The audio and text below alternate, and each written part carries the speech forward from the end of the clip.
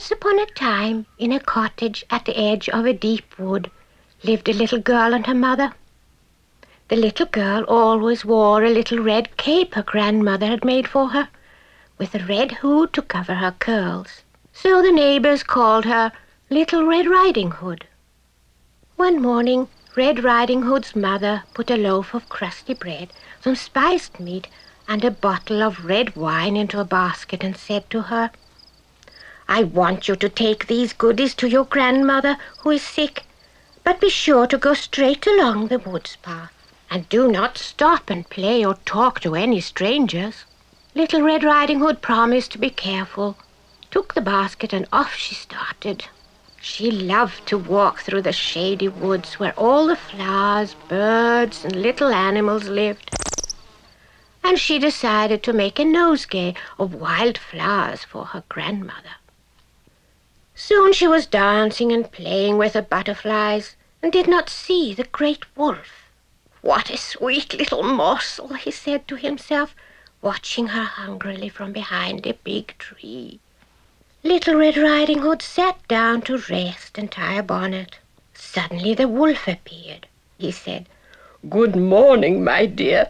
Whither off so early?" Little Red Riding Hood did not know what a wicked animal he was, so she was not a bit afraid of him. "Good morning, Wolf. I'm taking this basket to my grandmother who is sick," she said. "Where does she live, Red Riding Hood?" said Wolf, walking along with her a little while. "Her cottage stands near the 3 oak trees by the edge of the wood not far from here.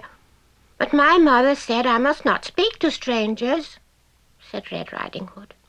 "Always obey your mother, my dear, and a good day to you." Wolf set off running with great leaps and bounds by a shorter road to the grandmother's cottage.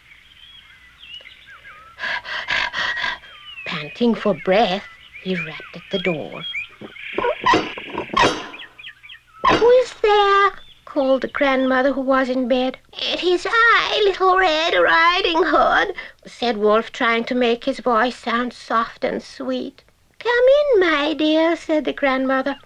So Wolf pulled the latch string, entered the cottage, and ate up grandmother in one big gulp.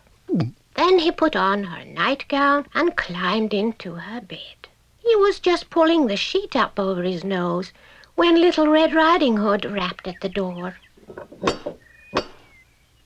"Who is there?" called the wolf, trying to make his voice sweet and quavery. "It is I, Red Riding Hood," said the little girl. "Come in, my dear," said the wolf. So Little Red Riding Hood came in and went close up to the bed. "Why, what big ears you have!" cried Little Red Riding Hood. "The better to hear you with, my dear," said the wolf. "And Granny, what big eyes you have!" cried Little Red Riding Hood. "The better to see you with, my dear," said the wolf. "And Granny, what big teeth you have!" "They're better to eat you with," snapped the wolf.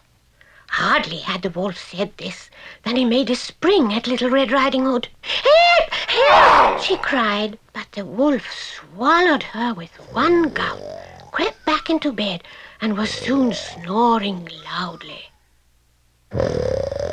However, at the sound of Red Riding Hood's cries, a woodcutter nearby stopped his work and ran to the cottage. With one blow of an axe, he killed the wolf, and out stepped Little Red Riding Hood and her grandmother, quite unharmed. "Oh, how frightened I was," said Little Red Riding Hood. "It was so dark inside. How are you, Granny?" "I'm all right now, my dear. Let's have something to eat." So the woodcutter, Granny, and Little Red Riding Hood all sat down to a hearty meal of strawberries and cream. When they had eaten, the woodcutter walked home through the woods with his bundle of wood and the skin of the wolf dangling on a stick. There were no more wolves seen in the forest, and Little Red Riding Hood often used to visit her grandmother, who read her a story each time she came.